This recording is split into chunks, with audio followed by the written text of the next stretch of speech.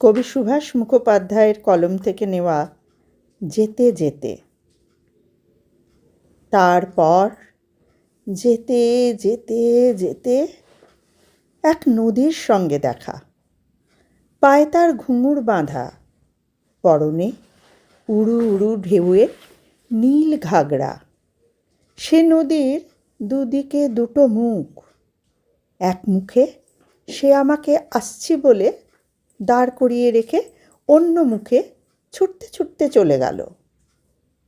আর যেতে যেতে বুঝিয়ে দিল আমি অমনি করে আসি, অমনি করে যাই। বুঝিয়ে দিল আমি থেকেও নেই, না থেকেও আছি। আমার কাঁধের ওপর হাত রাখল সময়। তারপর কানের কাছে ফিস ফিস করে বলল, দেখলে, কাণ্ডটা দেখলে?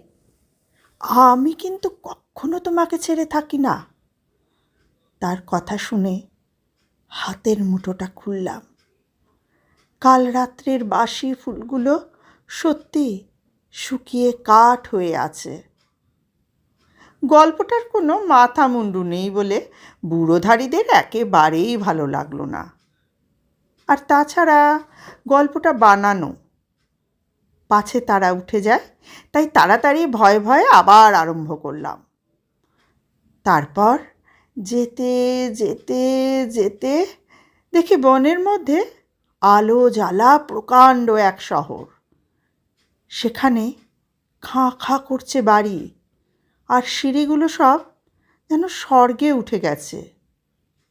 তারই একটাতে দেখি চুল এলো করে বসে আছে এক পরমা সুন্দরী রাজকন্যা। লোকগুলোর চোখ চকচক করে উঠল। তাদের চোখে চোখ রেখে আমি বলতে লাগলাম। তারপর সেই রাজকন্যা আমার আঙুলে আঙুল জড়ালো। আমি তাকে আস্তে আস্তে বললাম, তুমি আশা, তুমি আমার জীবন। শুনে সে বলল, এতদিন তোমার জন্যেই আমি হাঁ হাঁ করে বসে আছি। বুড়োধারীরা আগ্রহে উঠে বসে, জিজ্ঞেস করল, তারপর?